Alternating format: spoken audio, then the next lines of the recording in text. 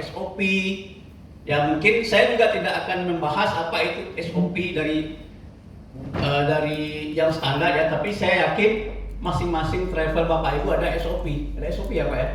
Ada SOP-nya. Misalnya kan kalau kita sebelum berangkat titik kumpulnya di mana, harus berapa menit sebelum keberangkatan berkumpul ya.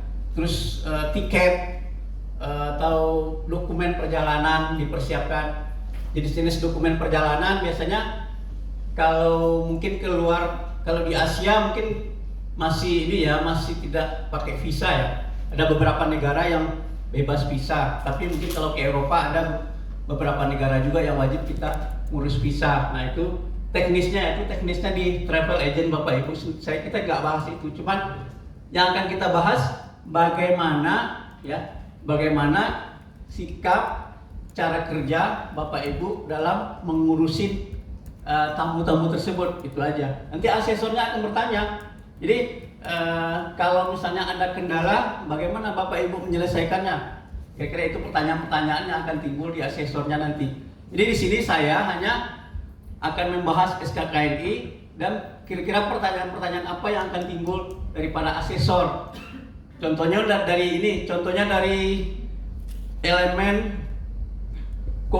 komunikasi dengan wisatawan dan mitra kerja dari berbagai latar belakang. Nah, jadi di situ ada beberapa pertanyaan yang mungkin akan muncul, yang mungkin akan ditanyakan oleh asesor kepada Bapak Ibu.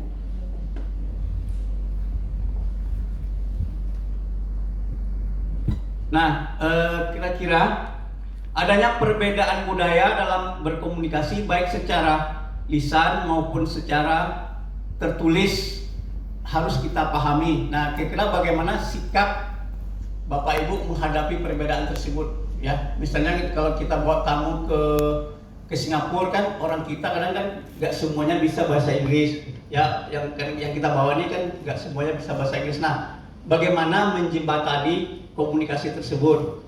Kan di sana ada apa? Ada guide ya, guide. Nah, apakah guide-nya bisa bahasa Indonesia juga? Kan kita nggak tahu.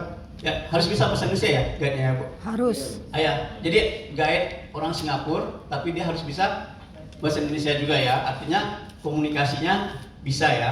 Nah, kan misalnya kan ada pertanyaan di asesor nih, bagaimana kalau ada timbul permasalahan atau kesalahpahaman budaya misalnya ya, yang disebabkan oleh ketidakpahaman orang sana terhadap budaya kita misalnya. Jadi bagaimana menyelesaikannya, kira-kira seperti apa itu. Nah itu hal-hal seperti itu mungkin akan timbul ya dalam membawa tamu kita. Yang mungkin Bapak Ibu yang berpengalaman, yang mungkin ada tamu yang kita bawa dia belanja tidak mengerti dengan nilai tukar, misalnya nilai tukar mata uang, apalagi yang kira-kira yang perbedaan budaya kira-kira apa sih itu. Yang jelas orang Indonesia suka buang sampah sembarangan ya, tapi bukan Indonesia semua sih ya, mudah-mudahan kita tidak ya. Sebagian yang mungkin istilahnya yang baru pergi ke luar negeri mungkin tidak paham tempat merokok di mana ya. Nah itu kan perbedaan budaya itu. Nah itu memang harus ditekankan oleh tour leader atau suatu briefing ya. Ada briefing ya sebelum berangkat tuh. Biasanya briefing berapa kali Pak Rebe? Pagi sebelum berangkat briefing. Di destinasi sebelum turun briefing ya. Terus sebelum turun dari bus ya, maksudnya sebelum turun dari bus. Terus di imigrasi.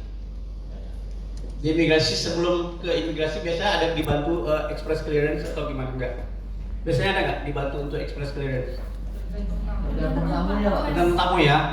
Karena di situ kan banyak perbedaan itu kan timbulnya di situ waktu express clearance.